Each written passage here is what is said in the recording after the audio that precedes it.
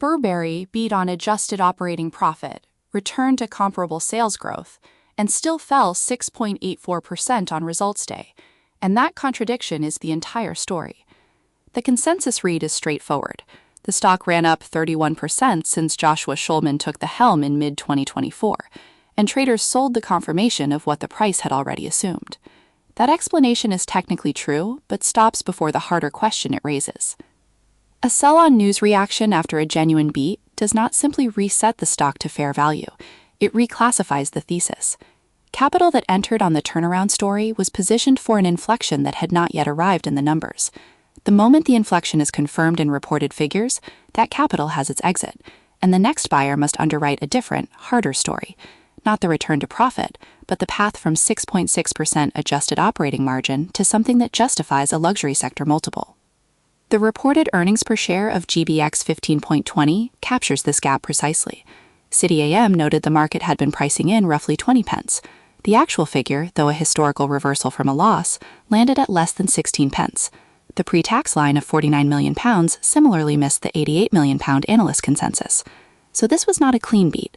It was a beat on the adjusted operating line driven by cost discipline, paired with a miss on the pre-tax and per-share lines that matter to valuation models. That asymmetry redirected selling pressure specifically. Holders who cared about operating momentum held through the miss. Holders who needed per-share earnings to anchor a price target did not. The divergence in which metric beat and which missed explains why the reaction was sharper than a simple sell the news framing suggests.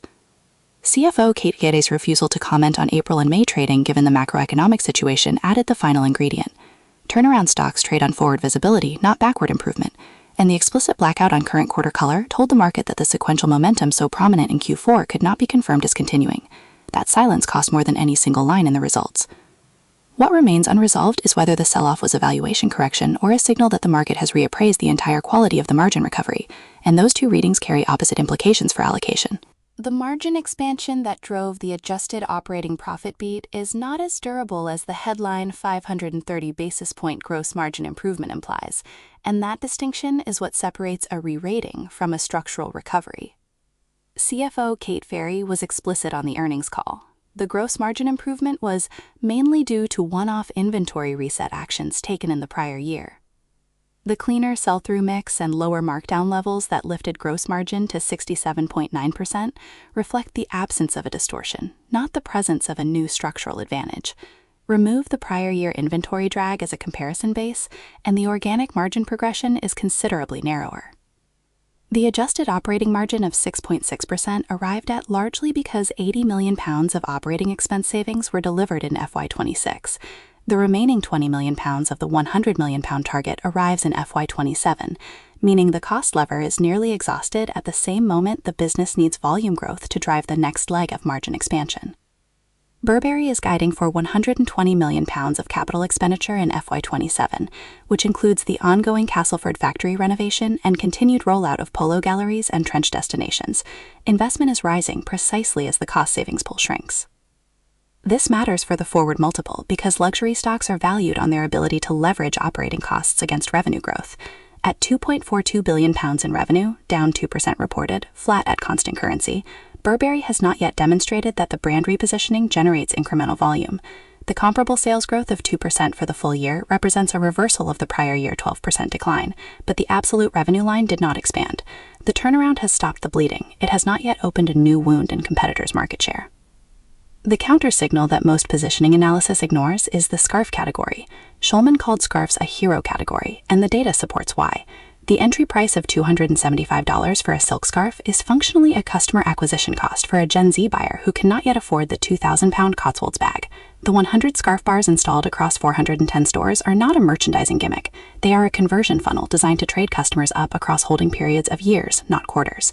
Leather goods are already showing sequential improvement into the second half, which is exactly the pattern that would appear if the scarf acquisition strategy is working. The holding period implication is uncomfortable for anyone using a 12-month return frame. If the thesis requires scarf buyers to upgrade to leather goods over 2 to 3 years and leather goods to normalize at higher average selling prices, then the £3 billion revenue target Schulman has set is an FY28 or FY29 event at best.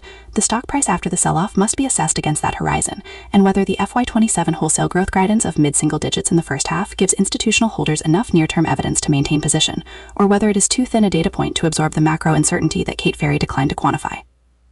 The scarf acquisition story is real, but it depends on a consumer environment stable enough for Gen Z to keep trading up, and that is the one condition the CFO explicitly refused to underwrite.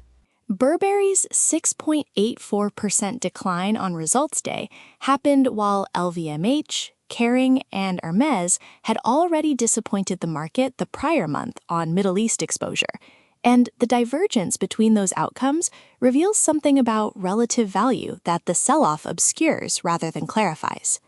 The conventional read treats the luxury sector as a single risk bucket. If LVMH and Kering missed on Middle East softness, Burberry should trade at a discount to reflect sector-wide demand uncertainty. The market applied that discount on May 14th. But Burberry's Middle East exposure is approximately 2% of total group sales, materially lower than the mid-single-digit exposure that hit the European luxury conglomerates. Jeffries explicitly noted that Moncler posted a strong quarter in April as an outdoor wear comp, which aligns with Burberry's outdoor momentum rather than contradicting it. The implication is that Burberry was sold partly on sector correlation, even where the company's specific data argued for a different outcome. When Kering and LVMH derate on a regional risk that accounts for a disproportionately small share of Burberry's revenue, the valuation gap between those stocks and Burberry should widen in Burberry's favor, not compress. The sell-off on May 14th moved in the opposite direction, which means the gap either represents genuine misvaluation or reflects a risk the sector correlation trade correctly identified and the fundamental story misses. That missing risk is the Greater China dependency.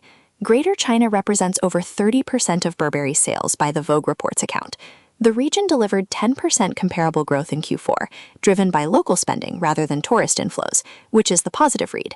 The negative read is that 30% revenue concentration in a single politically sensitive geography in a period of active U.S.-China trade negotiations is a tail risk that sector correlation trading prices faster than fundamental analysis. The FTSE 100 on May 14th was rising 47 points on broad optimism around U.S.-China talks. Burberry fell into that rising market, suggesting the China concentration discount was being applied specifically to Burberry, even as diplomatic progress notionally reduced the risk. The allocation question that the sell-off forces is not whether Burberry is cheap relative to its own history. It is whether the stock deserves a luxury sector multiple or a restructuring story multiple. At the current adjusted operating margin of 6.8%, Burberry sits far below where LVMH and Kering operate.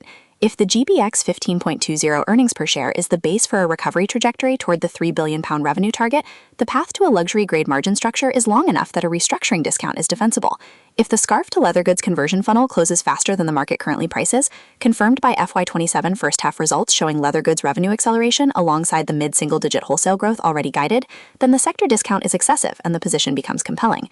The November interim results, when incoming chair William Jackson first addresses the market, is the earliest moment that question can be answered with evidence rather than inference. Every day after the close, we publish a market wrap and key issue analysis. Subscribe to the channel.